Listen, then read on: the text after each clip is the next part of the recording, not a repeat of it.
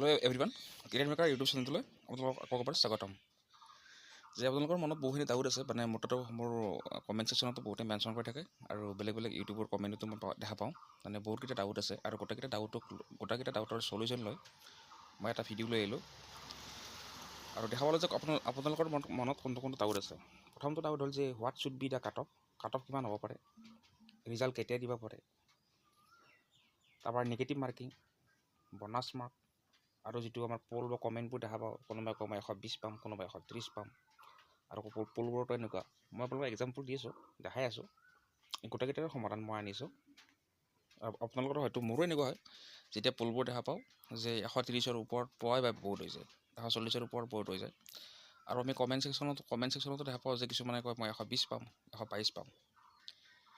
সেইটো কনফিউজন সকলোৰে হয়, বোলে ইমান পাইছেনে নম্বৰ 122, 130। মই সেইটো মানে গোটেইখিনি দেখাই আছোঁ, ঠিক আছে। আৰু আৰম্ভণিৰ পৰা বুজাই দি আছোঁ যে কাট অফ কিমান হ'ব পাৰে। আপোনালোকক এইবাৰ কেণ্ডিডেট অলমষ্ট ইকুৱেল আছে যোৱাবাৰৰ সমান, আৰু ভেকেঞ্চিটো বহুত কম আছে, মোটামুটি 1/4। চ' যোৱাবাৰ আৰু এইবাৰৰ এক্সামৰ যিটো লেভেল আছিল, কুৱেশ্যন পেপাৰৰ লেভেল, এইটো অলমষ্ট ইকুৱেল আছিল, একে সমানে টাফ আছিল। হয়তো এইবাৰ অলপমান বেছি টাফ আছে, অলপ টান বেছি আছে যোৱাবাৰ তুলনাত, কিন্তু যোৱাবাৰতকৈ পোষ্ট এইবাৰ বহুতখিনিয়ে কম। যোৱাবাৰ কাট অফ গ'ল কিমান, 74। মই জেনেৰেলৰ কথা কৈ আছোঁ, বাকী আৰু মানে যিটো ৰিজাৰ্ভ কেটেগৰী মই সিহঁতৰ কথা কোৱা নাই। চাওক এইবাৰ কাট অফটো আপোনালোকে যিমানে মানে যিয়ে নকওক বা যোনে মানে মোৰ ভিডিঅ'টো লাইক কৰক, ডিছলাইক কৰক, কিবা কৰক সেইটো কথাটো নাহে। যিটো সত্য কথা ক'বলৈ গ'লে 80ৰ তলততো একদম নাহেই কাট অফ, সেইটো গেৰাণ্টি আছে। 80ৰ তলত কাট অফটো মুঠেই নাহে, 80ৰ ওপৰত থাকিব। আৰু মই মোৰ ফালৰ পৰা এটা এডভাইচ, মই ইমান ডাঙৰ পণ্ডিত নহয়, মই নিজক নিজে পণ্ডিত বুলি ক'ব খোজা নাই, মই আপোনালোকৰ এজন ষ্টুডেণ্ট হয়, মই পণ্ডিত নহয়, কিন্তু মোৰ ফালৰ পৰা যিটো মোৰ পাৰ্চনেল অপিনিয়ন, যে যদিহে আপোনালোকৰ মাৰ্ক 90ৰ ওপৰত আছে, 90ৰ ওপৰত যদি নম্বৰ আছে, তেতিয়াহ'লে আপোনালোকে মোৰ হিচাপত কোচিং লৈ ল'ব পাৰে। যদি পইচা পাতি আছে কোচিং লৈ লওক, আৰু পইচা পাতি নাথাকিলেও আপোনালোকে এনচাৰ ৰাইটিংটো প্ৰেক্টিছ কৰক। সকলোৰে পইচা নাথাকিব পাৰে, কিন্তু আপোনালোকে এনচাৰ ৰাইটিং প্ৰেক্টিছ কৰাটো আৰম্ভ কৰক, প্ৰিপাৰেশ্যন আৰম্ভ কৰক মেইনছৰ কাৰণে। কোচিং লওক বা মক টেষ্ট লওক যদি 90ৰ ওপৰত নম্বৰ আছে, ঠিক আছে। আৰু যদিহে আপোনাৰ নম্বৰ 85 আছে, তেতিয়াহ'লে আপোনালোকে চেল্ফ ষ্টাডি কৰক, কোচিং ল'ব নালাগে। কোচিং ল'লে আপোনালোকৰ 10,000 20,000 টকা যাব, এইটো বেলেগ কথা, মানে এইটো ইমান কোচিং লোৱা দৰকাৰ নাই মোৰ হিচাপত। এইটো আপোনালোকে চেল্ফ ষ্টাডি কৰক, NCERT যিবোৰ আমাৰ থাকে, লং কুৱেশ্যন থাকে নহয়, সেইবোৰ লিখক, জাষ্ট নিজে প্ৰেক্টিছ কৰক। ইউটিউবতো পায়, গুগলত চাৰ্চ কৰিলেও পায়, আপোনালোকে নিজে প্ৰেক্টিছ কৰক। এইটো যদি 85ৰ ওপৰত আছে, কিন্তু 90ৰ তলত নম্বৰ আছে, কিন্তু হোপ এৰি দিব নালাগে। আৰু মেইনছত যদিহে আপোনালোকৰ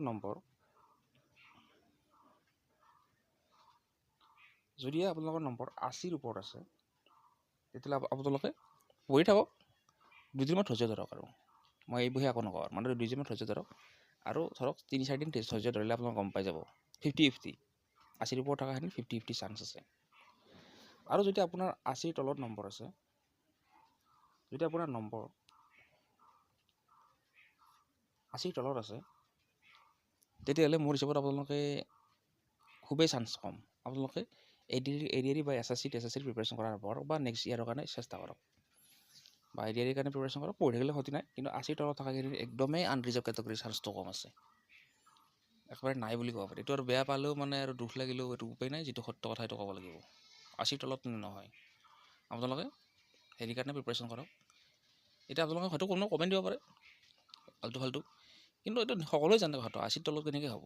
যোৱাবাৰে কৈছে 75, 10,000 পোষ্টত, আৰু এইবাৰ পোষ্ট হৈছে 235টা, কিমান আকাশ পাতাল পাৰ্থক্য। চ' এইটো ইম্পচিবল, এইটো ইম্পচিবল কথা,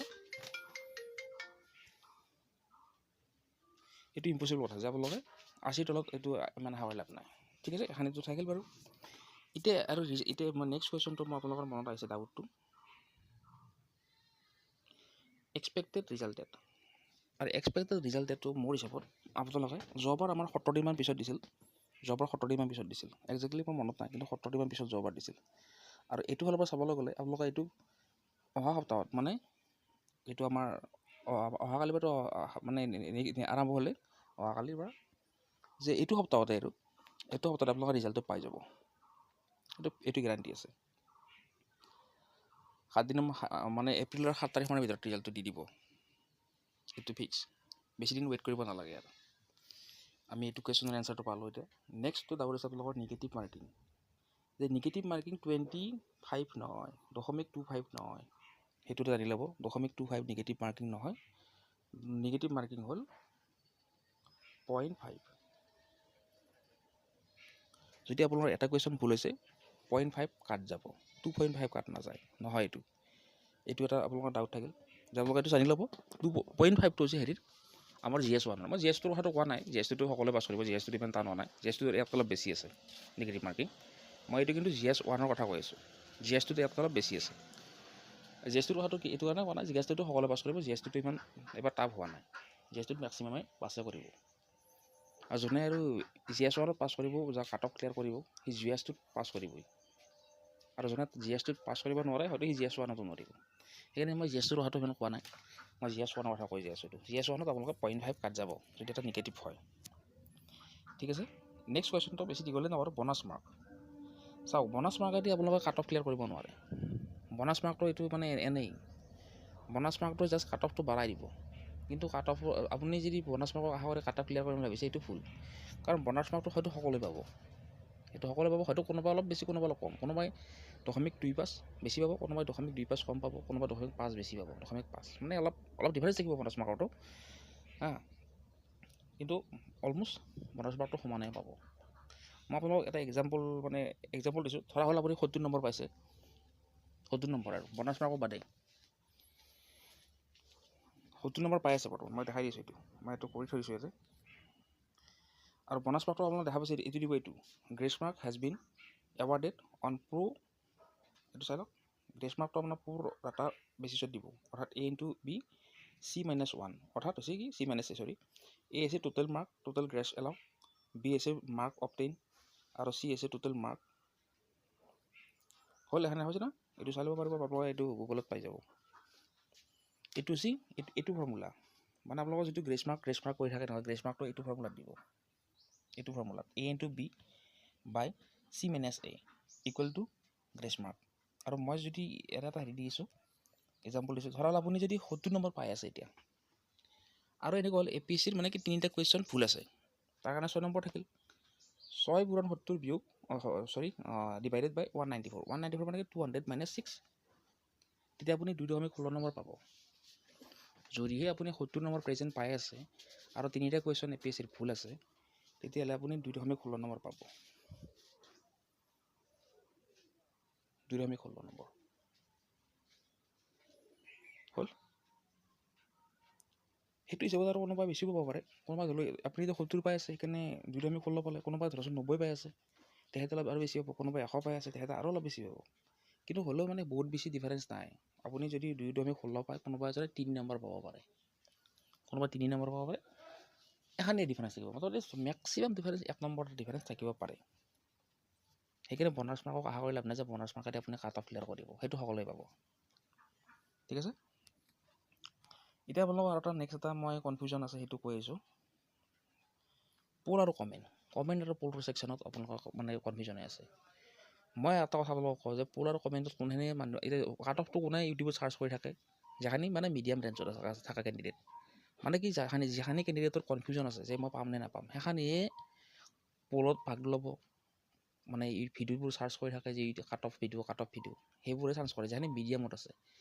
যিখিনি কেণ্ডিডেট একেবাৰে হাই লেভেলত, সেইখিনিয়ে এইবোৰ ভিডিঅ'ত কমেণ্ট কৰি নাথাকে, তেখেতসকলে পোৱাৰ লাগি গৈছে। আৰু যিখিনি কেণ্ডিডেট একেবাৰে ল'ৰ আছে, মানে তেখেতসকলে নাপায় গেৰাণ্টি, তেখেতসকলে এইবোৰ ভিডিঅ' নাচায় আৰু এইটো লিভ কৰি দিছে আৰু গিভ আপ কৰি দি নেক্সট পৰীক্ষাৰ কাৰণে লাগি গৈছে। আৰু এখানি জেগাত লাগি থাকে কোনে কমেণ্ট কৰিছে, কোনে মিডিয়াম ৰেঞ্জৰ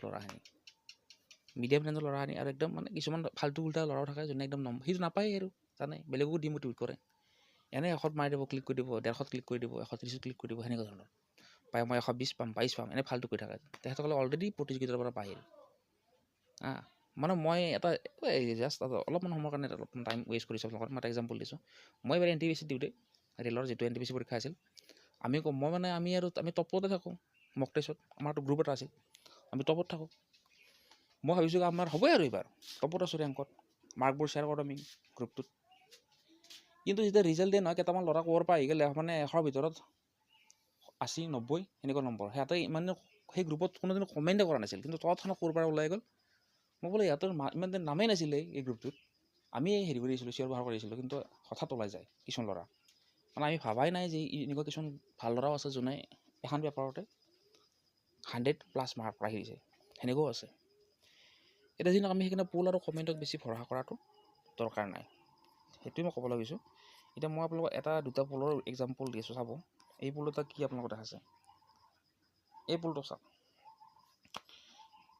6% পাইছে 130ৰ ওপৰত। মানে কি ইয়াতে মেক্সিমাম আপুনি 5%, টপ 5% থাকিব লাগিব, তেতিয়া আপুনি টপ 4% থাকিব লাগিব। এটা আনৰিজাৰ্ভ কেটেগৰীৰ ল'ৰাই 4% থাকিলেহে সি প্ৰিলিম ক্লিয়াৰ কৰিব, টপ 4%। তথাপিও টপ 5% ধৰিলোঁ, টপ 5% থাকিলে সি প্ৰিলিম ক্লিয়াৰ কৰিব। আৰু ইয়াত 6% আছে 130। মানে এইটোৰ যিটো পোলৰ হিচাপত আমি চাওঁ নহয়, এইটো পোলৰ হিচাপত 130ৰ ওপৰত কাট অফ আছে। এইটো পোলৰ হিচাপত 130ৰ ওপৰত কাট অফ আছে। 6% পাইছে 130, 3% পাইছে 120ৰ পৰা 130। চাওক এইটো, how much you are getting as per official answer key APSC prelim.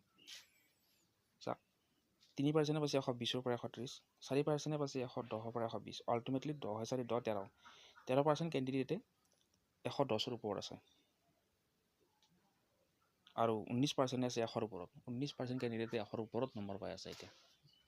Ultimately 100ৰ ওপৰত কাট অফ দেখা দি যাই আছে। এইটো আমি এইবোৰ পোলক মাথা মাৰি লাভ নাই, পোলে নকয়। আৰু এইটো মোৰ পোল আছে। এইটো আপোনালোকে এতিয়াও যদি যায় মোৰ কমিউনিটি টেবত গ'লে এইটো পাব, এই পোলটো চাব পাৰিব। 100ৰ ওপৰত আছে 5%, 80ৰ ওপৰত আছে 20%। আল্টিমেটলি 80ৰ ওপৰত 25% কেণ্ডিডেটে পাই আছে এইটো পোলত। আৰু ভোট দিছিল মোটামুটি এইটোত 444টা ভোট দিছিল, বেছি ভোট দিয়া নাই। 444 কেণ্ডিডেট, 444জনে ভোট দিছিল এইটো মোৰ পোলটোত। আৰু ইয়াতে মোটামুটি 25জন কেণ্ডিডেটে 80ৰ ওপৰত পাই আছে শতকৰা। এতিয়া মই কথাটো এইটো ক'ব গৈছোঁ যে পোল আৰু কমেণ্টক ভৰসা কৰি লাভ নাই। যদি আপোনাৰ মোটামুটি 80ৰ ওপৰত আছে, আপোনালোকে বিলিভ ৰাখক, দুদিনমান ৱেইটিং কৰক, ধৈৰ্য ধৰিব নালাগে। পটককৈ আৰু মক টেষ্ট কোচিং ল'ব নালাগে। যদি আপোনালোকৰ 90ৰ ওপৰত এবভ 90 আছে, আপোনালোকে মোটামুটি কোচিং নতুবা মক টেষ্ট ল'ব পাৰে 90ৰ ওপৰত থাকিলে। 90ৰ তলত থাকিলে পটককৈ ল'ব নালাগে, দুদিনমান ৱেইটিং কৰক, ধৈৰ্য ধৰক, তাৰপিছত দেখা যাব। তাৰপিছত যদি আৰু প্ৰিলিম ক্লিয়াৰ হয় লৈ ল'ব মক টেষ্ট। কিন্তু পটককৈ লৈ পেলাই আৰু পইচা পাতি খৰচ কৰিব নালাগে। আৰু অযথা যিবোৰ ইউটিউব বা কোচিং ইনষ্টিটিউটত কৈ থাকে 67 যাব, 72 যাব, এতিয়া সিহঁতৰ ঠাণ্ডাটো হৈছে কি ক'ৰ্চ বিক্ৰী কৰা, সিহঁতেতো ক'ৰ্চ বিক্ৰী কৰাৰ কাৰণে ক'বই। চ' সেইকাৰণে আপোনালোকে নিজে বুজি ল'ব। এইটো মোক আকৌ আৰু ক্ৰিটিচাইজ কৰাৰ ইচ্ছা নাই। চ' এইখানেই আছিল ভিডিঅ'টো। ধন্যবাদ। চেনেলটো ছাবস্ক্ৰাইব কৰিব, ভিডিঅ' লাইক কৰিব।